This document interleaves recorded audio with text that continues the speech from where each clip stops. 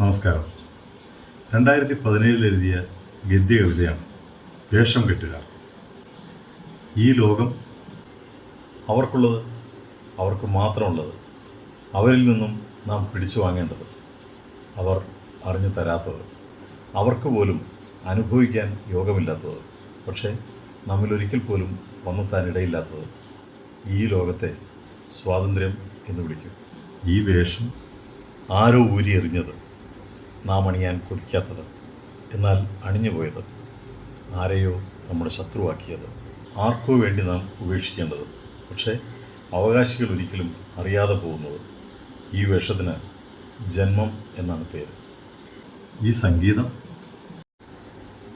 നാം കേൾക്കാൻ കൊതിച്ചത്, ഇതുവരെ കേൾക്കാൻ കഴിയാഞ്ഞത്, ഇനിയൊരിക്കലും നിലയ്ക്കാതിരിക്കാൻ പ്രാർത്ഥിക്കേണ്ടത്. എന്തെന്നാൽ ഈ സംഗീതം അന്യൻ്റെ വാക്കുകളാകുന്നു. ഇത്രയും പറഞ്ഞതെന്തിന്? ഇനിയൊരു പ്രവാചകന് റോളില്ലെങ്കിലും